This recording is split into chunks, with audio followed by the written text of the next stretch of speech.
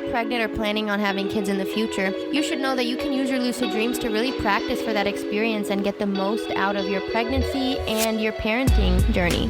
The concept of pregnancy as a spiritual portal for souls to enter the world has always fascinated me. So in this episode, I talked to my friend Rachel, who is also a lucid dreamer, and we talk about her experience with being a lucid dreamer while pregnant and while raising her son. Did you know that the pineal gland produces large amounts of DMT in newborn babies? This is part of the reason why young children's imagination is so vivid and why they're more likely to have vivid dreams and lucid dreams.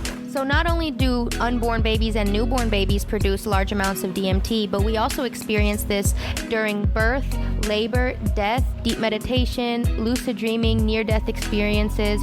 So this kind of makes me think that during these altered states of consciousness, we experience parts of both the physical plane and the spiritual plane, or astral world, or whatever you want to call it. So again, welcome to the Dream World podcast, where we talk about spiritual, scientific, and super fascinating phenomenon of the universe. Well, my name is Rachel, and I've been lucid dreaming for a couple years now. I'd say since 2016 is when it really spiked after my best friend passed away, and she would show up in my dreams, and I was like, wait, Megan's not supposed to be here. And it started like becoming lucidity after a while. And I would share dreams with my family, and my sister, Katie's like, you should start a Twitter. And then I started a Twitter account, started tweeting my dreams. And then Reese reached out to me and was like, do you want to join the Lucid Hive? So I became part of this dream community, and I kind of see myself more as an advocate. Just like even today at the gym, I have a personal trainer I see a couple times a month. And I was telling her how we're doing the podcast, and she's like, I don't dream too much, but I just like stimulating conversations about dreams and like sparking the conversations, because it's not typically the norm. Like people kind of just tend to like repress their dreams back, or like, oh, it's just a dream. And I like to kind of be like, why am I dreaming that? Like, what's the meaning of it? Like, what's the purpose? And having the lucid dreams definitely takes it up a notch, like for myself on perspective of the dream realm and what you can be capable of in there, and like the insight to your true self. So I guess I've just been sharing with the world how much I love dreams.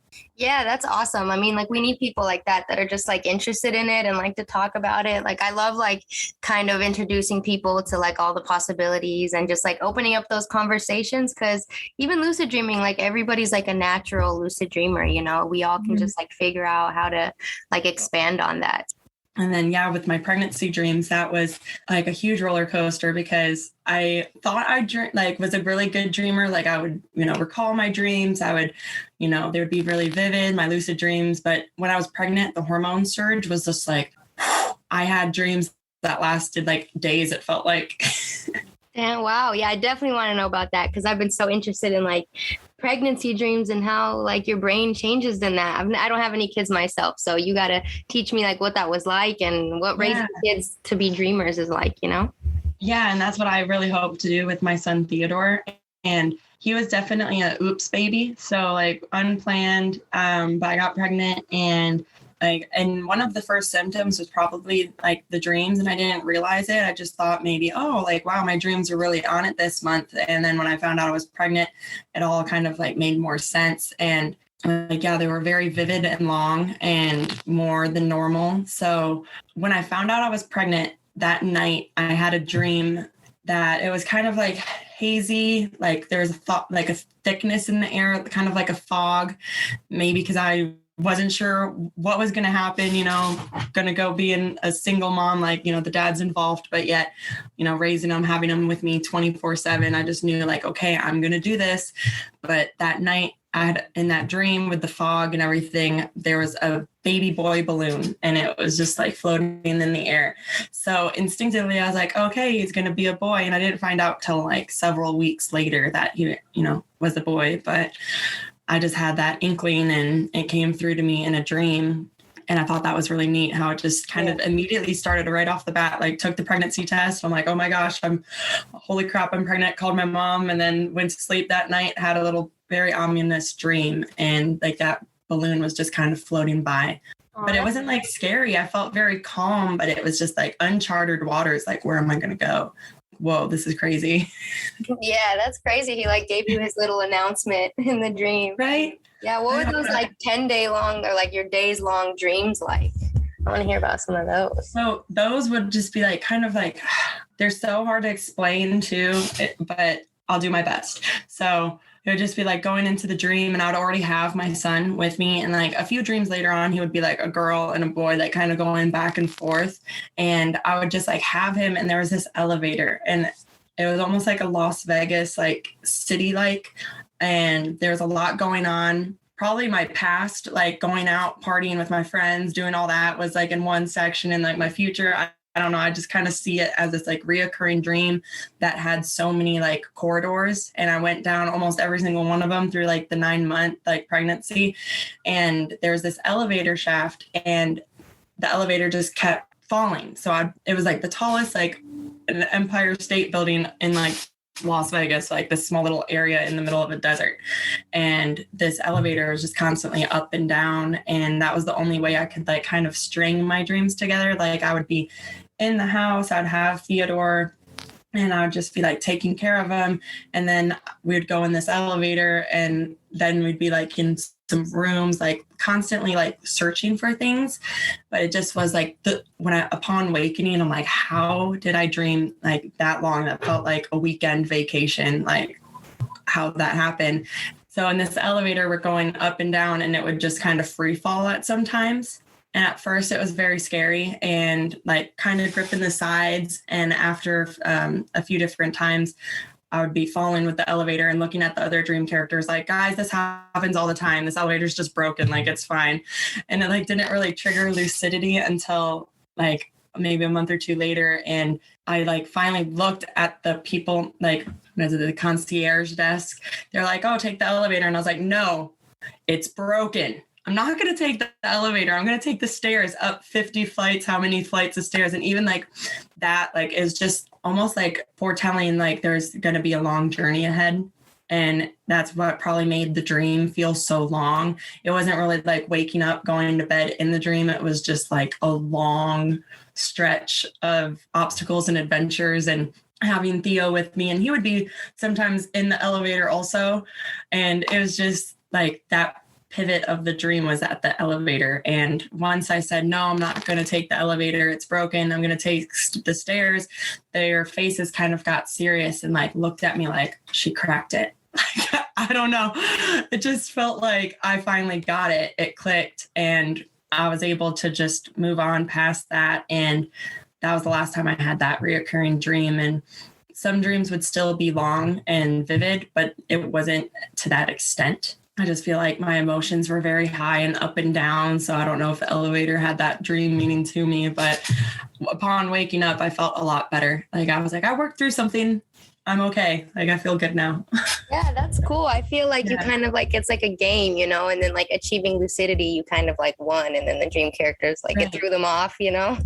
Yeah, they're like, man, we almost got her or something. I don't know what it was, but whenever I would dream about my son, he would always be happy.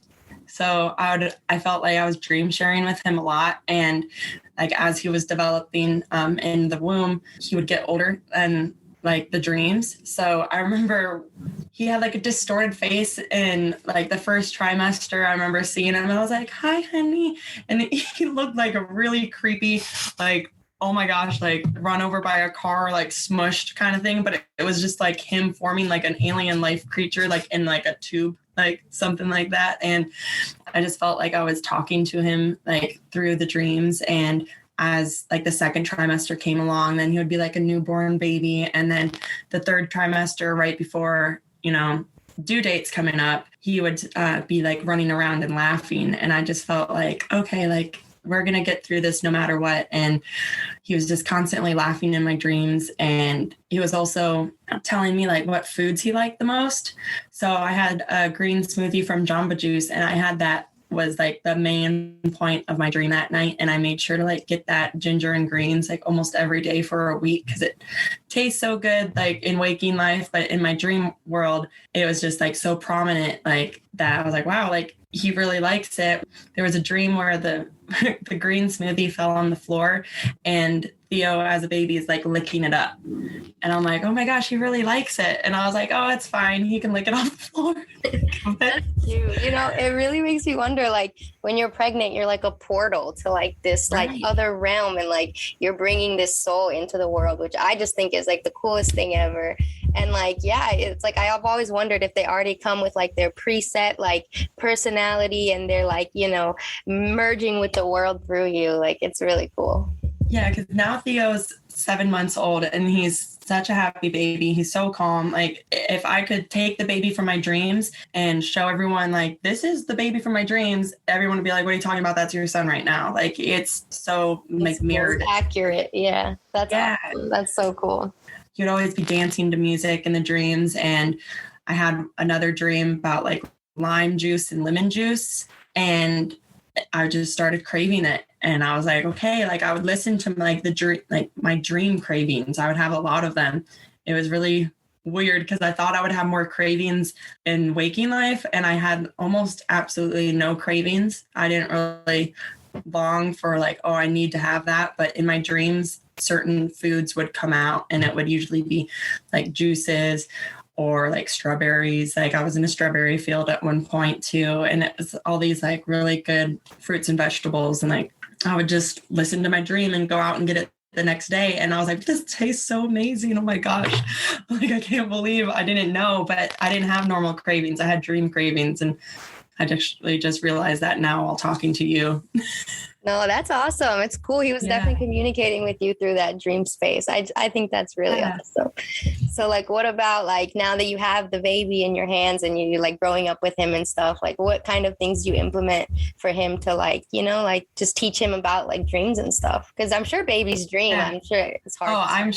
He definitely dreams. I know it. I take videos of him. So I'm still breastfeeding, and usually our nighttime routine is like putting him on the boob, getting him wound down, like putting him in some PJs, you know, breastfeed him until he starts to fall asleep. And then once he unlatches, he still does the sucking motion.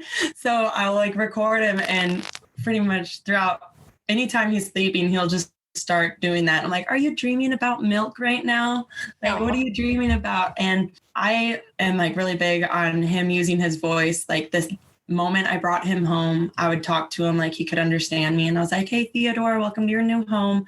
So every single morning, I'm like, good morning, Theo. And I was like, did you have any good dreams? And he just smiles. Like, babies are so happy when when they wake up. It's awesome.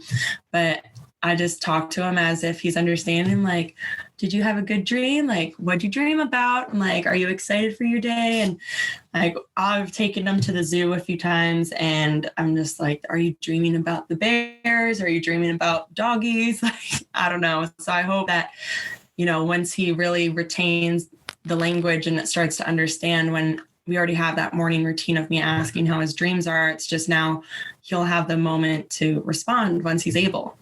So I'm very curious though to like see him progress as a young dreamer too. That's cute. You know, I always thought like, you know, how babies are like, they're like still developing and stuff. I always feel like since they're more closer to that like astral realm, they probably like have crazy, vivid, lucid dreams, and they're not even like in human words, you know? Right. Like you can't even articulate the right words to express like, yeah. Cause like, I guess when you're born and when you die is like when you exert the most DMT. So I actually thought of that when I was giving birth, and I was like, he's just tripping out right now.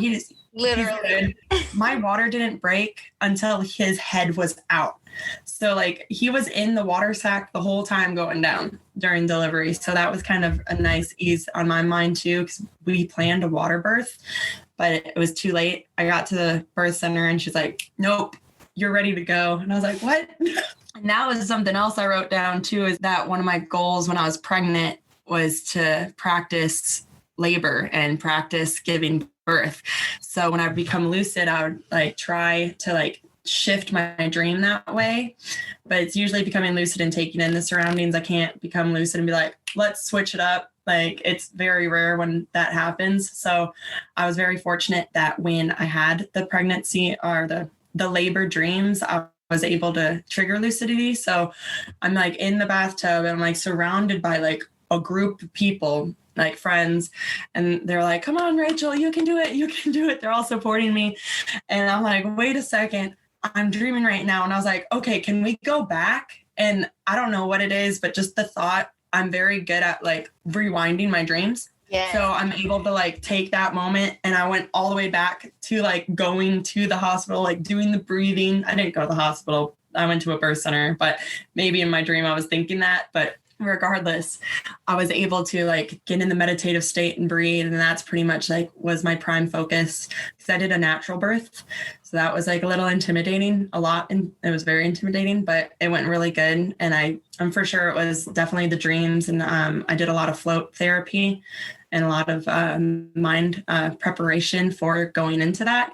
So with the dreams, I was able to have that like lucidity. So in a way, it didn't really feel like it was my first time giving birth, even though it really was my first time ever giving birth. I was like, oh, I've already done like the labor process a few times in my dreams. So it's not foreign. That's cool. Yeah, it's real practice. I mean, your brain really forms those neural pathways. Like you really do like practice, you know?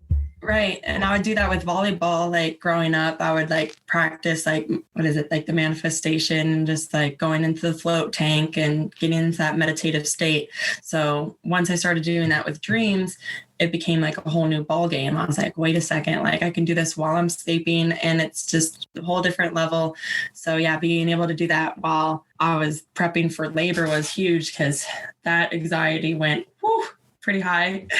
Yeah, no, that's amazing. It's definitely like what I aspire to be like as a mom. Like it's very inspiring, you know, when the time comes for me. But it's great because I was never like growing up, like my parents didn't really ask me about my dreams, and it wasn't like a thing in my household. Like I kind of figured that out on my own. So like I've always wondered, like it's like growing up learning from the jump, like what the power of lucid dreams can do. Like we can have 2-year-olds practicing crazy things in their lucid dreams. Like, right. And that gives me chills, because it makes me even think like studying, or if he has to memorize something, maybe he can use his lucid dreams to help him get through school. Because my mom would talk about not lucid dreaming, but like more premonition dreams she had when she was a kid. But it didn't really like dawn on me. It's not like it was a table conversation, you know, where that's what I want to bring to the table with Theo is like, hey, did you have any dreams, or like, how'd that make you feel? Like kind of help dissect it and talk about it as much as he wants to. So yeah, when I was pregnant though, my hormones, I was very good on the outside, like going to work. Like even baby daddy was like, you weren't like crazy when you were pregnant. And I'm like, yes, I was. You just didn't see it. I did not show you. Like I didn't show anybody. Like my sister, my best friends, they all knew like it was like these hormone surges, like heat waves almost. And because I think I did such a good job, like keeping my composure during my waking world, when I would enter my dream world, I was such a bitch. Like I was so mean. And like, there's some coworkers that like get under my skin just cause I'm like, why do you do the things you do? So like in my dream, I was just like yelling at this guy, and I'm like, wake up. And I'm like, what the heck? Like work's not even bad this week. And I'm like, wow, I let it out, and I actually felt better. So I felt like, okay. And I worked out throughout my pregnancy too. So that helped a lot, like balancing all of it. But even my dreams, letting out the hormone rage, like, cool. I got that out of my system, because it was just constant up and down. Even like there was some times where I'd like, you know, get down in the dumps and like feel really upset. And like, I was really lonely a lot. And there's one dream, I was on a ship in the middle of the ocean somewhere. It's like pitch dark out. I look up and there's no stars in the sky. It's just complete pitch black, like cut scene. All I can see is like the ship rocking back and forth in the ocean, and there's no crew. There was no one around. I was looking and I'm like, there's no one on the ship. So I just felt like it was myself, like feeling so alone, like I'm like in this emotional roller coaster, like what do I do? And I become lucid, and I'm like, okay, cool, this is just a dream. Like, you're fine. How are you feeling? I'm like, well, I'm feeling scared, like I'm feeling lonely. And I look around, it's dark, and it's just, you know, almost like silence. And I normally jump into like mirrors. I'll jump into the water. Like when I become lucid, I usually become fearless, because I'm like, yeah, like I'm dreaming. Let's see what I can do. But in this particular dream, I was scared. I wanted to jump in the water because I felt like there was something underneath there that I just felt like it was calling to me, and I'm like, just jump in.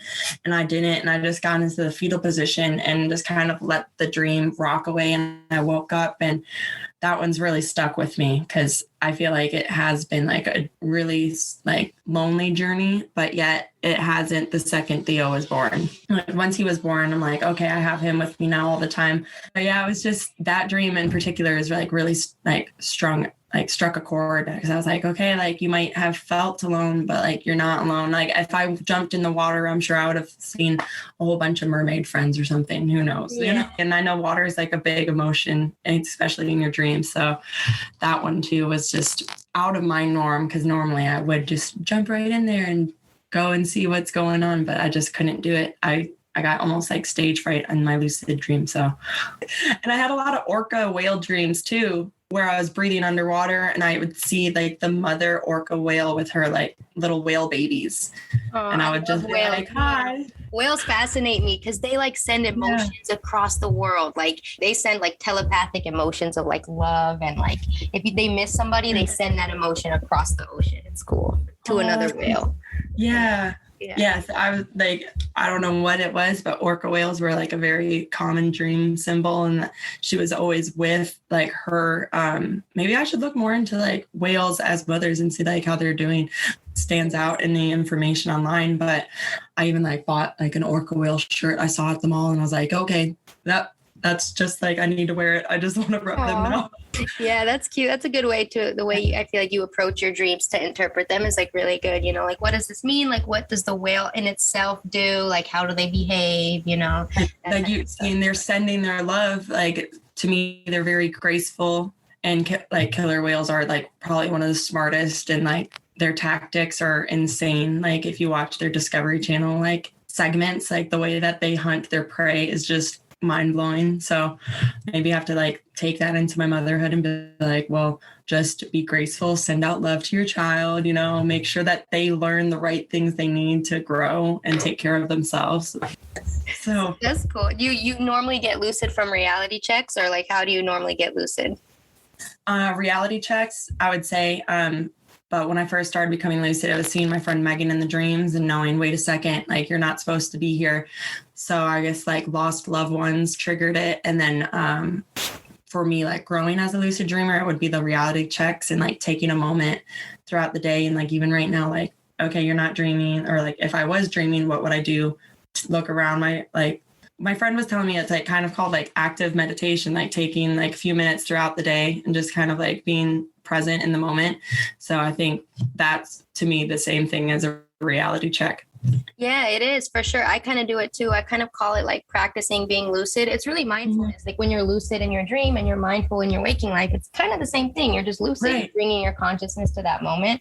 So when I do my reality check, like I have this finger one that I do, even if I'm awake, I pretend like I'm lucid. Like what would I do? Like you said, like what would I be thinking? Like, because then when you have that practice, when you do become lucid, you're like prepared, you know? Right. Because I would also get like too excited and then be like, oh my God, I'm lucid, and wake up. And like, I used to hate that. Yeah, all the time. If you're enjoying this podcast, please subscribe and leave a review and share it with your friends. You can also follow us on Instagram. We have a lot of cool giveaways and things coming up.